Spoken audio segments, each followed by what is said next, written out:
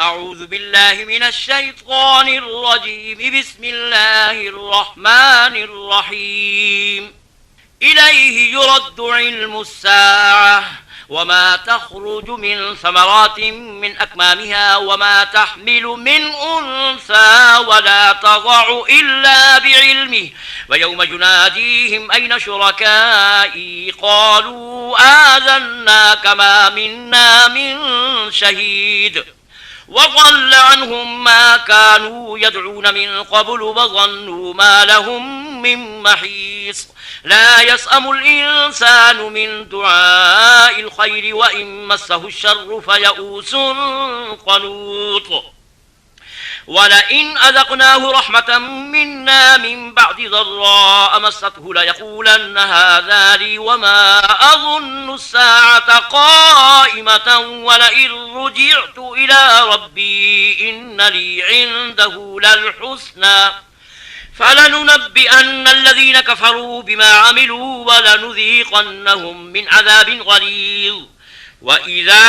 أنعمنا على الإنسان أعرض ونأى بجانبه وإذا مسه الشر فذو دعاء عريض. قل أرأيتم إن كان من عند الله ثم كفرتم به من أضل ممن هو في شقاق بعيد. سنريهم آياتنا في الآفاق وفي أنفسهم حتى يتبين لهم أنه الحق. أولم يكف بربك أنه على كل شيء شهيد. ألا إنهم في مرية من لقاء ربهم ألا إنه بكل شيء محيط. بسم الله الرحمن الرحيم. حميم عين سين قاف. كذلك يوحي إليك وإلى الذين من قبلك الله العزيز الحكيم له ما في السماوات وما في الأرض وهو العلي العظيم. تكاد السماوات يتفطرن من فوقهن والملائكة يسبحون بحمد ربهم ويستغفرون لمن في الأرض ألا إن الله هو الغفور الرحيم. والذين اتخذوا من دونه أولياء الله حفيظ عليهم وما أنت عليهم بوكيل. وكذلك أوحينا إليك قرآنا عربيا لتنذر أم القرى ومن حولها وتنذر يوم الجمع لا ريب فيه فريق في الجنة وفريق في السعير. ولو شاء الله لجعلهم أمة واحدة ولكن يدخل من يشاء في رحمته والظالمون ما لهم من ولي ولا نصير. أم اتخذوا من دونه أولياء فالله هو الولي وهو يحيي الموتى وهو على كل شيء قدير. وما اختلفتم فيه من شيء فحكمه إلى الله ذلكم الله ربي عليه توكلت وإليه أنيب. فاطر السماوات والأرض جعل لكم من أنفسكم أزواجا ومن الأنعام أزواجا يذرأكم فيه ليس كمثله شيء وهو السميع البصير. له مقاليد السماوات والأرض يبسط الرزق لمن يشاء ويقدر إنه بكل شيء عليم. شرع لكم من الدين ما وصى به نوحا والذي أوحينا إليك وما وصينا به إبراهيم وموسى وعيسى أن أقيموا الدين ولا تتفرقوا فيه. كبر على المشركين ما تدعوهم إليه الله يجتبي إليه من يشاء ويهدي إليه من ينيب. وما تفرقوا إلا من بعد ما جاءهم العلم بغيا بينهم ولولا كلمة سبقت من ربك إلى أجل مسمى لقضي بينهم وإن الذين أورثوا الكتاب من بعدهم لفي شك منه مريب فلذلك فادع واستقم كما أمرت ولا تتبع أهواءهم وقل آمنت بما أنزل الله من كتاب وأمرت لأعدل بينكم الله ربنا وربكم لنا أعمالنا ولكم أعمالكم لا حجة بيننا وبينكم الله يجمع بيننا وإليه المصير والذين يحاجون في الله من بعد ما استجيب له حجتهم داحضة عند ربهم وعليهم غضب ولهم عذاب شديد الله الذي أنزل الكتاب بالحق والميزان وما يدريك لعل الساعة قريب يستعجل بها الذين لا يؤمنون بها والذين آمنوا مشفقون منها ويعلمون أنها الحق ألا إن الذين يمارون في الساعة لفي ضلال بعيد الله لطيف بعباده يرزق من يشاء وهو القوي العزيز من كان يريد حرث الآخرة نزد له في حرثه ومن كان يريد حرث الدنيا نؤته منها وما له في الآخرة من نصيب أم لهم شركاء شرعوا لهم من الدين ما لم يأذن به الله ولولا كلمة الفصل لقضي بينهم وإن الظالمين لهم عذاب أليم ترى الظالمين مشفقين مما كسبوا وهو واقع بهم والذين آمنوا وعملوا الصالحات في روضات الجنات لهم ما يشاءون عند ربهم ذلك هو الفضل الكبير ذلك الذي يبشر الله عباده الذين آمنوا وعملوا الصالحات قل لا أسألكم عليه أجرا إلا المودة في القربى ومن يقترف حسنة نزد له فيها حسنا إن الله غفور شكور أم يقولون افترى على الله كذبا فإن يشاء الله يختم على قلبك ويمحو الله الباطل ويحق الحق بكلماته إنه عليم بذات الصدور وهو الذي يقبل التوبة عن عباده ويعفو عن السيئات ويعلم ما تفعلون ويستجيب الذين آمنوا وعملوا الصالحات ويزيدهم من فضله والكافرون لهم عذاب شديد ولو بسط الله الرزق لعباده لبغوا في الأرض ولكن ينزل بقدر ما يشاء إنه بعباده خبير بصير وهو الذي ينزل الغيث من بعد ما قنطوا وينشر رحمته وهو الولي الحميد ومن آياته خلق السماوات والأرض وما بث فيهما من دابة وهو على جمعهم إذا يشاء قدير وما أصابكم من مصيبة فبما كسبت أيديكم ويعفو عن كثير وما أنتم بمعجزين في الأرض وما لكم من دون الله من ولي ولا نصير ومن آياته الجوار في البحر كالأعلام إن يشأ يسكن الريح فيظللن رواكد على ظهره إن في ذلك لآيات لكل صبار شكور أو يوبقهن بما كسبوا ويعفو عن كثير ويعلم الذين يجادلون في آياتنا ما لهم من محيص فما أوتيتم من شيء فمتاع الحياة الدنيا وما عند الله خير وأبقى للذين آمنوا وعلى ربهم يتوكلون والذين يجتنبون كبائر الإثم والفواحش وإذا ما غضبوا هم يغفرون والذين استجابوا لربهم وأقاموا الصلاة وأمرهم شورى بينهم ومما رزقناهم ينفقون والذين إذا أصابهم البغي هم ينتصرون وجزاء سيئة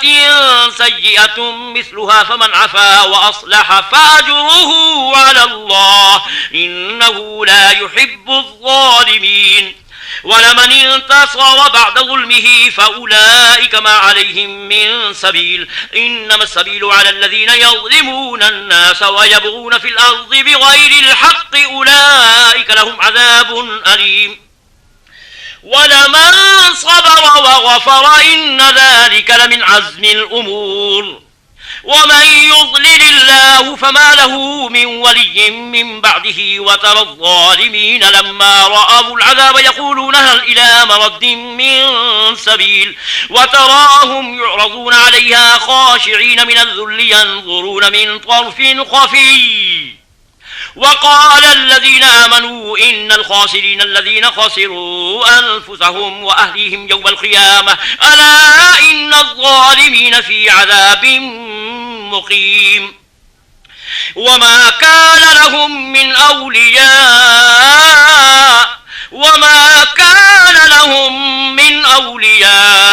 ينصرونهم من دون الله ومن يضلل الله فما له من سبيل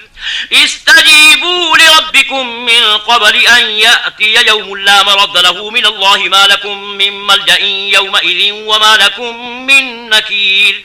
فإن أعرضوا فما أرسلناك عليهم حفيظا إن عليك إلا البلاغ وإنا إذا أذقنا الإنسان منا رحمة فرح بها وإن تصبهم سيئة بما قدمت أيديهم فإن الإنسان كفور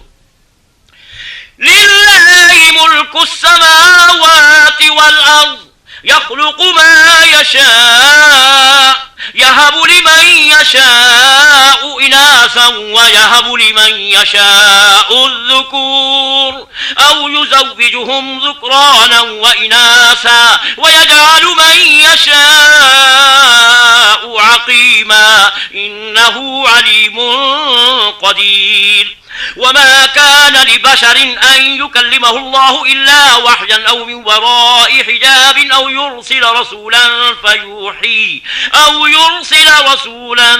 فيوحي بإذنه ما يشاء إنه علي حكيم وكذلك أوحينا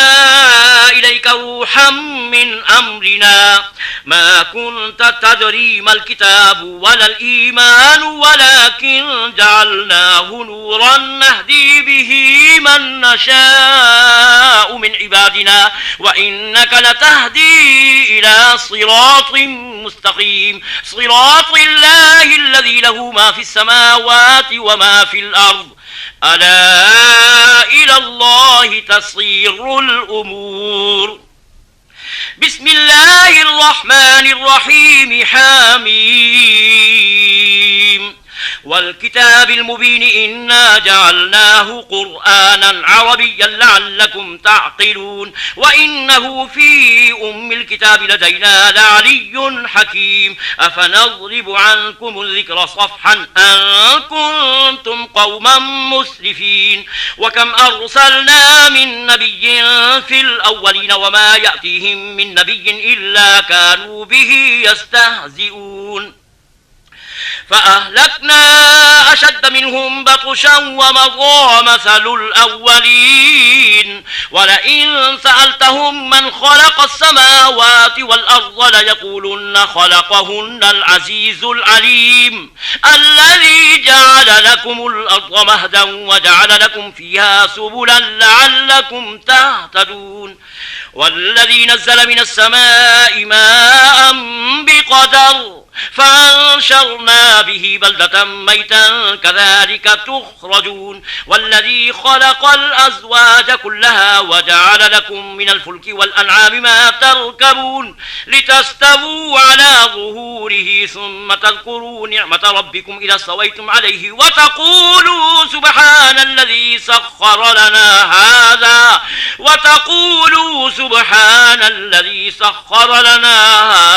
وما كنا له مقرنين وإنا إلى ربنا لمنقلبون وجعلوا له من عباده جزءا إن الإنسان لكفور مبين أم اتخذ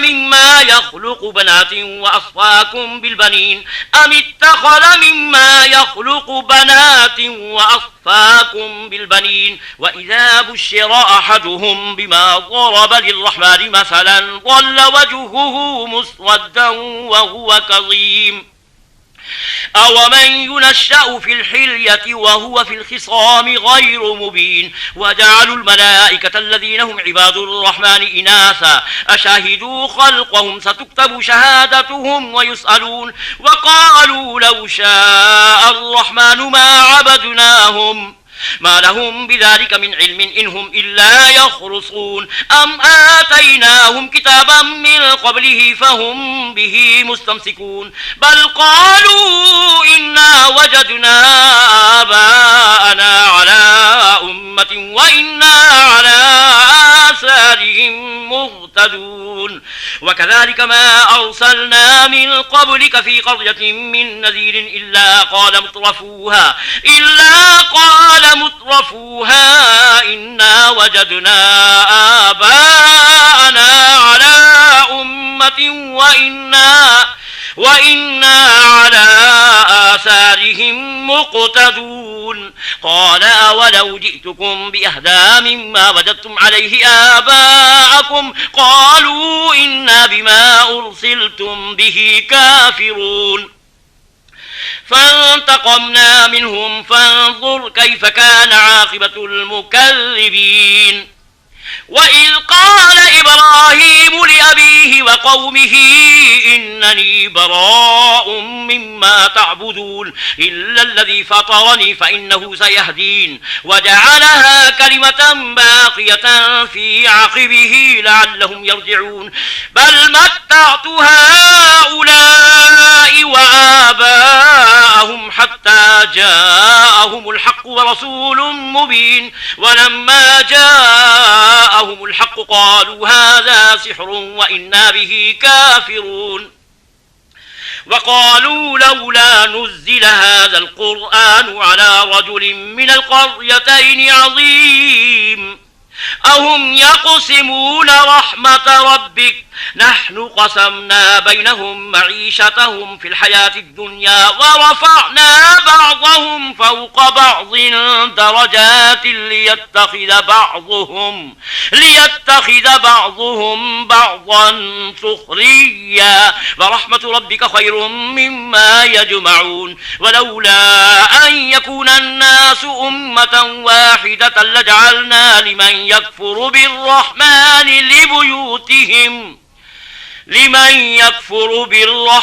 لبيوتهم سقفا من فضة ومعارج عليها يظهرون ولبيوتهم أبوابا وسررا عليها يتكئون وزخرفا وإن كل ذلك لما متاع الحياة الدنيا والآخرة عند ربك للمتقين ومن يعش عن ذكر الرحمن نقيض له شيطانا فهو له قرين وإنهم ليصدونهم عن السبيل ويحسبون أنهم مهتدون حتى إذا جاءنا قال يا ليت بيني وبينك بعد المشرقين فبئس القرين ولن ينفعكم اليوم إذ ظلمتم أنكم في العذاب مشتركون أفأنت تسمع الصم أو تهدي العمي ومن كان في ضلال مبين فإما نذهبن بك فإنا منهم منتقمون أو نرينك الذي وعدناهم فإنا عليهم مقتدرون فاستمسك بالذي أوحي إليك إنك على صراط مستقيم وإنه لذكر لك ولقومك وسوف تسألون واسأل من أرسلنا من قبلك من رسلنا أجعلنا من دون الرحمن آلهة يعبدون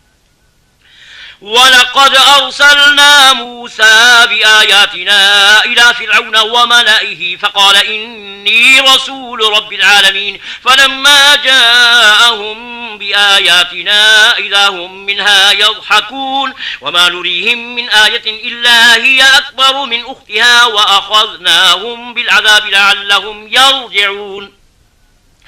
وقالوا يا أيها الساحر ادع لنا ربك بما عهد عندك إننا لمهتدون فلما كشفنا عنهم العذاب إذا هم ينكثون ونادى فرعون في قومه قال يا قوم أليس لي ملك مصر وهذه الأنهار تجري من تحتي أفلا تبصرون أم أنا خير من هذا الذي هو مهين ولا يكاد يبين فلولا ألقي عليه أسفرة من ذهب أو جاء معه الملائكة مقترنين فاستخف قومه فأطاعوه إنهم كانوا قوما فاسقين فلما آسفونا انتقمنا منهم فأغرقناهم أجمعين فجعلناهم سلفا ومثلا للآخرين ولما ضرب ابن مريم مثلا إذا قومك منه يصدون وقالوا أآلهتنا خير أم هو ما ضربوه لك إلا جدلا بل هم قوم خصمون إن هو إلا عبد أنعمنا عليه وجعلناه مثلا لبني إسرائيل ولو نشاء لجعلنا منكم ملائكة في الأرض يخلفون وإنه لعلم للساعة فلا تمترن بها واتبعون هذا صراط مستقيم ولا يصدنكم الشيطان إنه لكم عدو مبين ولما جاء عيسى بالبينات قال قد جئتكم بالحكمة ولأبين لكم بعض الذي تختلفون فيه فاتقوا الله وأطيعون إن الله هو ربي وربكم فاعبدوه هذا صراط مستقيم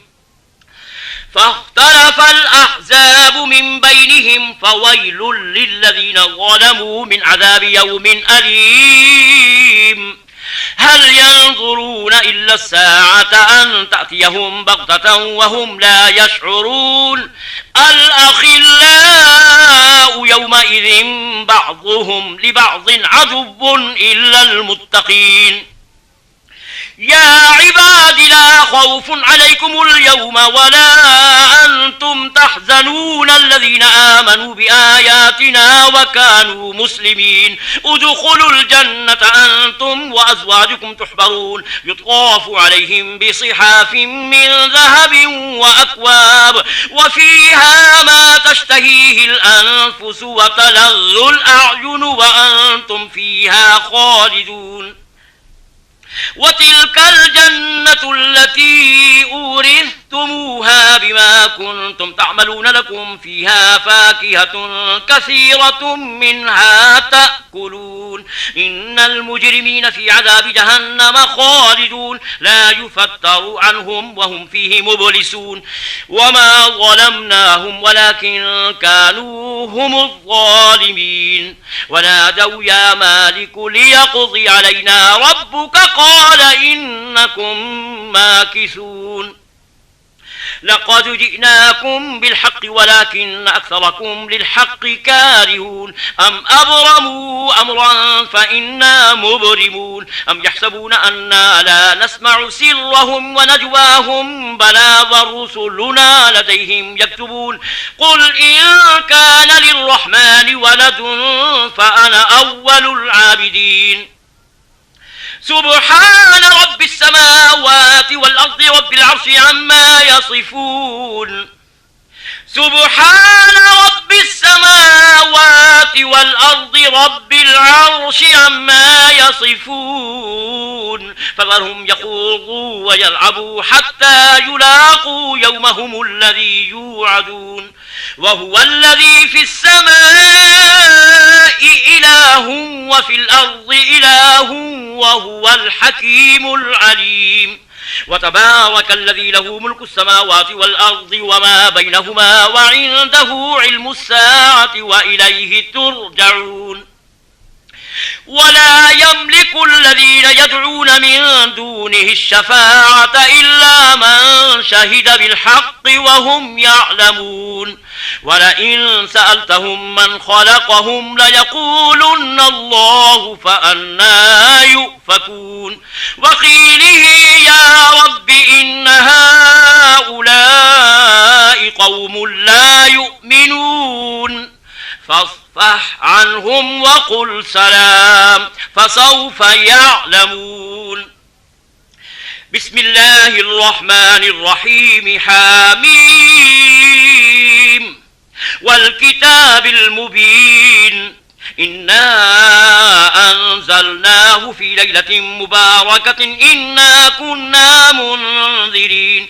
فيها يفرق كل أمر حكيم أمرا من عندنا إنا كنا مرسلين رحمة من ربك إنه هو السميع العليم. رب السماوات والأرض وما بينهما إن كنتم موقنين. لا إله إلا هو يحيي ويميت ربكم ورب آبائكم الأولين بل هم في شك يلعبون. فارتقبوا يوم تأتي السماء بدخان مبين يغشى الناس هذا عذاب أليم. ربنا اكشف عنا العذاب إنا مؤمنون أنى لهم الذكرى وقد جاءهم رسول مبين ثم تولوا عنه وقالوا معلم مجنون. إنا كاشف العذاب قليلا إنكم عائدون. يوم نبطش البطشة الكبرى إنا منتقمون. ولقد فتنا قبلهم قوم فرعون وجاءهم رسول كريم. ولقد فتنا قبلهم قوم فرعون وجاءهم رسول كريم أن أدوا إلي عباد الله إني لكم رسول أمين وأن لا تعلوا على الله إني آتيكم بسلطان مبين وإني عذت بربي وربكم أن ترجمون وإن لم تؤمنوا لي فاعتزلون. فدعا ربه أن هؤلاء قوم مجرمون. فدعا ربه أن هؤلاء قوم مجرمون. فأسر بعبادي ليلا إنكم متبعون واترك البحر رهوا إنهم جند مغرقون. كم تركوا من جنات وعيون وزروع ومقام كريم ونعمة كانوا فيها فاكهين كذلك وأورثناها قوما آخرين فما بكت عليهم السماء والأرض وما كانوا منظرين. ولقد نجينا بني إسرائيل من العذاب المهين من فرعون إنه كان عاليا من المسرفين. ولقد اخترناهم على علم على العالمين وآتيناهم من الآيات ما فيه بلاء مبين. إن هؤلاء ليقولون إن هي إلا موتتنا الأولى وما نحن بمنشرين فأتوا بآبائنا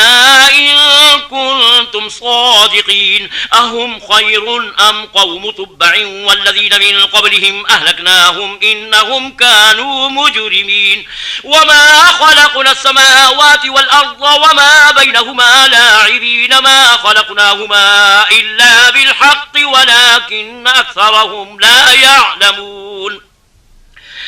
إن يوم الفصل ميقاتهم أجمعين يوم لا يغني مولا عن مولا شيئا ولا هم ينصرون إلا من رحم الله إنه هو العزيز الرحيم إن شجرة الزقوم طعام الأثيم كالمهل يغلي في البطون كغلي الحميم خذوه فاعتلوه إلى سواء الجحيم ثم صبوا فوق رأسه من عذاب الحميم ذق إنك أنت العزيز الكريم إن هذا ما كنتم به تمترون إن المتقين في مقام أمين في جنات وعيون يلبسون من سندس واستبرق متقابلين كذلك وزوجناهم بحور عين يدعون فيها بكل فاكهة آمنين لا يذوقون فيها الموت إلا الموتة الأولى ووقاهم عذاب الجحيم فضلا من ربك ذلك هو الفوز العظيم فإنما يسرناه بلسانك لعلهم يتذكرون فارتقب إنهم مرتقبون بسم الله الرحمن الرحيم حميم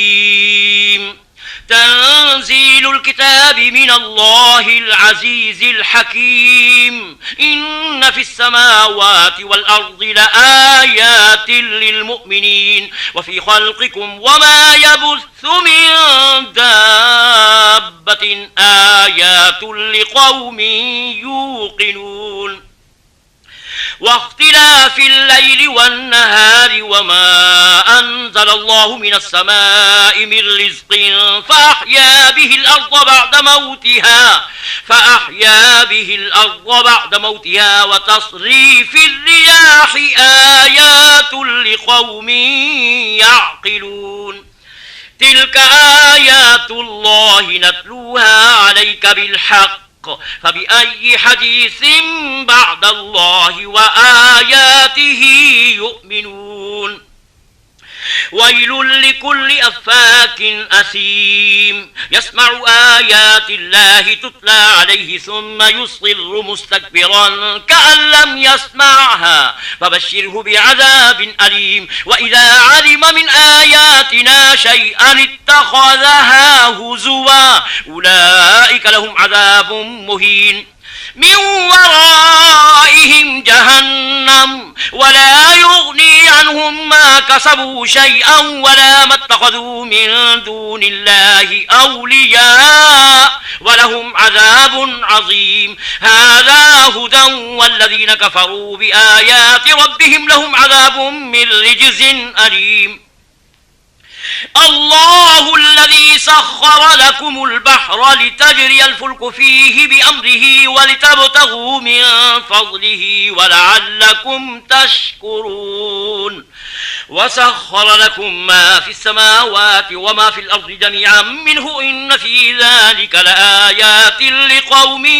يتفكرون قل للذين آمنوا يغفروا للذين لا يرجون أيام الله ليجزي قوما بما كانوا يكسبون من عمل صالحا فلنفسه ومن أساء فعليها ثم إلى ربكم ترجعون ولقد آتينا بني إسرائيل الكتاب والحكم والنبوة ورزقناهم من الطيبات وفضلناهم على العالمين وآتيناهم بينات من الأمر فما اختلفوا إلا من بعد ما جاءهم العلم بغيا بينهم إن ربك يقضي بينهم يوم القيامة فيما كانوا فيه يختلفون ثم جعلناك على شريعة من الأمر فاتبعها ولا تتبع أهواء الذين لا يعلمون إنهم لن يغنوا عنك من الله شيئا وإن الظالمين بعضهم أولياء بعض والله ولي المتقين هذا بصائر للناس وهدى ورحمة لقوم يوقنون أم حسب الذين اجترحوا السيئات أن نجعلهم كالذين آمنوا وعملوا الصالحات سواء محياهم ومماتهم ساء ما يحكمون وخلق الله السماوات والأرض بالحق ولتجزى كل نفس بما كسبت وهم لا يظلمون أفرأيت من اتخذ إلهه هواه وأضله الله على علم وختم على سمعه وقلبه وجعل على بصره غشاوة فمن يهديه من بعد الله أفلا تذكرون وقالوا ما هي إلا حياتنا الدنيا نموت ونحيا وما يهلكنا إلا الدهر وما لهم بذلك من علم إن هم إلا يظنون وإذا تتلى عليهم آياتنا بينات ما كان حجتهم إلا أن قالوا ائتوا بآبائنا إن كنتم صادقين قل الله يحييكم ثم يميتكم ثم يجمعكم إلى يوم القيامة لا ريب فيه ولكن أكثر الناس لا يعلمون ولله ملك السماوات والأرض ويوم تقوم الساعة يومئذ يخسر المبطلون